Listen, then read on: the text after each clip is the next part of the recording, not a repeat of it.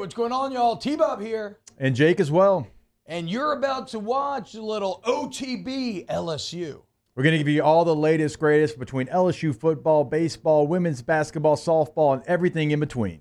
Bottom line, if you want to talk Tigers, keep it locked, subscribe, like it, and we hope you enjoy it. In college football, remember, 6 first-round picks at the quarterback position in the NFL draft this year. Kind of insane.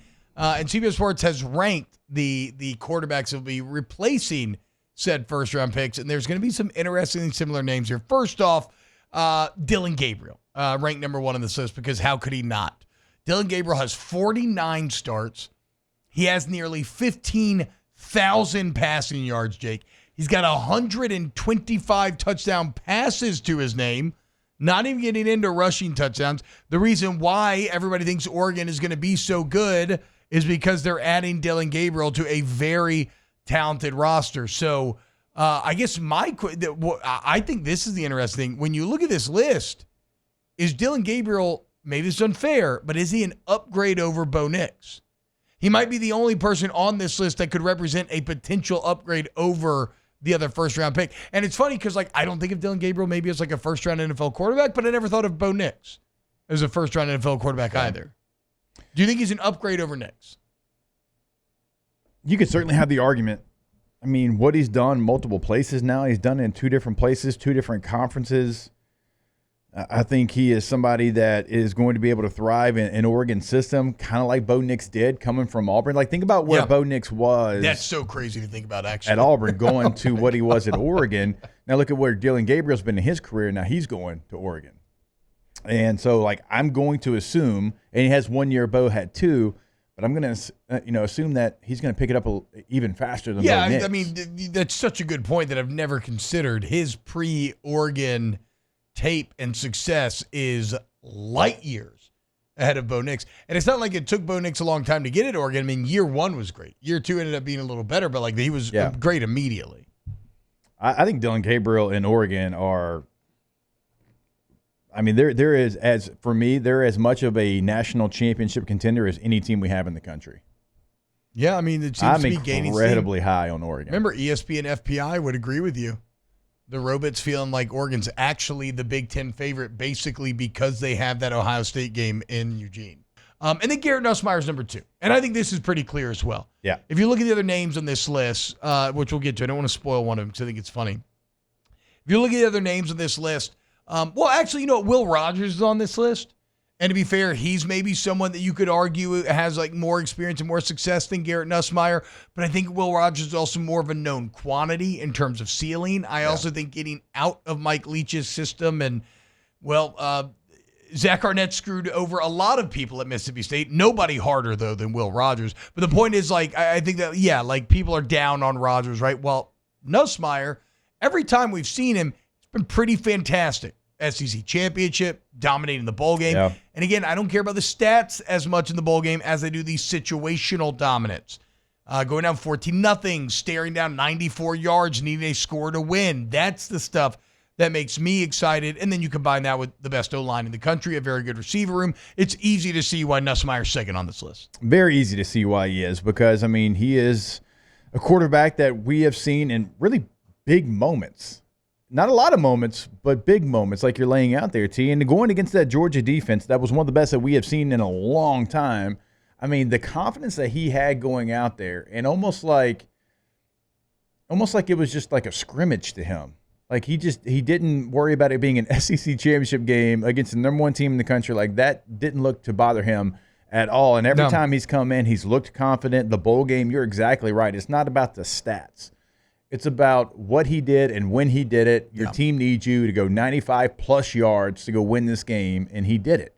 And he did it with confidence, and he did it with ease. And he never looks like the moment is too big for him. And so for all those reasons, and he's incredibly talented as well. And it feels like his time. It feels like his time to go out there. He's waited. He is the unicorn in college football that is, not transferred 3 times because he didn't want to sit.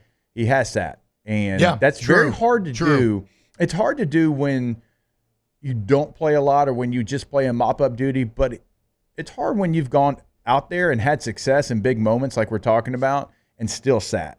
Knowing that you could play at 90% of, maybe even higher, And of the get other paid. schools. Yeah, that's a great point. And get paid now, but he stayed. He wanted this opportunity. It's now. So I can't assume that waiting like he did, he is not going to thrive and take advantage of every single moment that he has. Well, and to reinforce my point about I don't care about the stats, I care about the situational play in that bowl game. Miller Moss is next on this list, and I am a huge Miller Moss doubter. Now, obviously, I'm probably being a bit too prideful in saying this and a bit too sure of my own opinion because Lincoln Riley's impressed enough with Miller Moss where he did not go out and go grab a starter. And Miller Moss is another guy that I'm pretty sure has sat and bided his time, right? Similar. But in that, and look, to be clear, give me the stats from his bowl game. We're talking what, like nearly like, maybe it was like 400 yards, like 5 touchdowns or something insane. But again, Jake, when you watch the game, it was kind of a joke. I mean, these were some fluttery, floating in the air, kind of just throw it up, and my guy's just more talented and will come down with the type of balls. Like, I didn't come away overly impressed.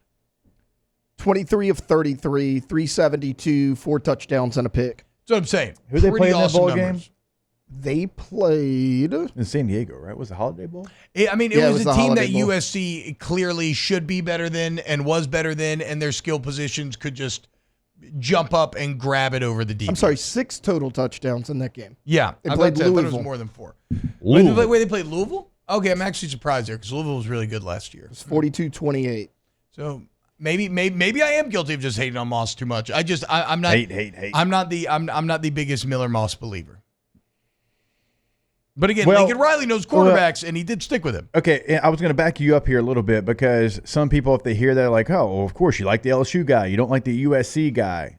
But remember, USC was in on Will Howard from Kansas State. Yeah. Like, he was offered a scholarship to come to USC. He decided to go to Ohio State. So if you offer a Will Howard, who is a veteran player, he's not going somewhere to sit. How much do you think Miller Moss can be what he was in the bowl game for the totality of the season? Yeah, I mean, again, I like watching the game, I wasn't as impressed, but we'll see. We're going to learn week 1, right? These two could be going at each other week 1. Next on this list, I find this very funny. Max Johnson. Max Johnson is now the starting quarterback at UNC. Hell yeah, dude. How about it? Max is a weird case, too, where, like, you'll never find someone with such kind of impressive numbers that maybe nobody's fully committed to or believes in. I mean, for his career, 47 touchdowns and 12 picks. Has 20 starts at LSU and A&M, but to be fair, has never quite, well, ever since maybe that freshman year at LSU where he had a couple big wins, has never really had those moments, hasn't been able to recreate them. Has played really well for stretches, but never quite the like massive play to put him over the top. But who knows, man? Maybe he ends up finding his way. I mean, I think he's probably better than what we think of. Maybe he ends up finding his way in the ACC at UNC. Look, Max is a quality starting quarterback. Is he ever going to be in the top tier of starting quarterbacks in college football? Probably not. But he is certainly somebody that can go out there and give you an opportunity to win games. Now, North Carolina as a team, they've got some issues. They've got some issues on the offensive line. They've got issues as far as playmakers. Now, you know, Max is somebody that can go out there. He can extend a play a little bit, but I mean, Drake May was really good at UNC, but he wasn't great. And I say that because he didn't have really the weapons around him. They get Tez Walker at receiver, but they were very limited in some of the options that they had. And so it led to Drake May having to force a lot of things, and probably going to be the same for Max Johnson. But look, Max is a very solid starting quarterback, I think, in college football at a place like North Carolina. Kind of feels like the Mac Brown North Carolina era may be coming to an end this year. If this year doesn't go well, we'll see. And then we'll run through the final 2 names of the list. Will Rogers, of course, now at Washington, going for Mississippi State. Jed Fish is head coach. Jed Fish, a ton of success last year with Noah Fafita. I have no idea how to score this. I think it's going to be much better than whatever it was under Zach Arnett, but I don't know if it'll come close to the numbers of what he was doing with Mike Leach, obviously, and a lot of that's philosophical. Also, you have a Washington team that's had a massive talent exodus, at a time when they're in a very hard conference. So I don't feel great about Will Rogers. And then Alex Orji at Michigan, I know even less about.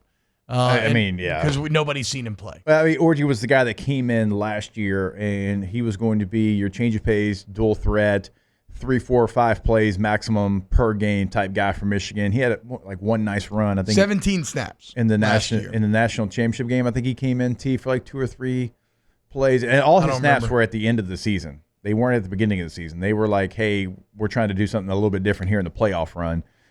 So the great unknown of Michigan, they have 4 guys competing still for that job. He's not even been named the starter. Yeah, that's true. To be fair, and any of these guys still, I guess, could technically lose their job if somebody outperforms them in camp. But going back real quick to Will Rogers, I know that Aaron Murray is very thankful that he's playing in cannot break Aaron's SEC records the anymore. SEC. But remember, he struggled last year. You mentioned Zach Arnett, that pro-style offense, which was a joke. Like, he struggled in that, though. Well, what does Jedd Fisch run? Pro-style offense with NFL terminology, because Jedd Fisch has been an NFL guy so many times, been a coordinator at the NFL level.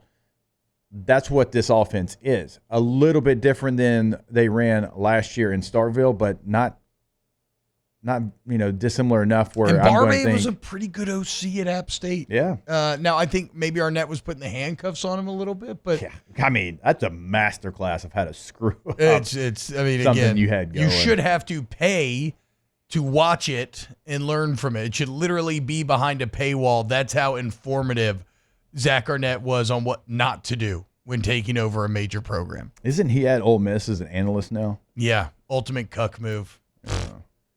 If I was a Bulldog fan, I would Steve Buscemi him from Billy Madison. I'd be putting on my lipstick while writing his name on my list of people to kill and throwing darts at his face. Wow, Jake, what incredible takes. I mean, those guys, they're just the best. I think so. And if you think so, again, hit the like button, subscribe, ring the bell so you get notifications when we post every single day here on OTB LSU.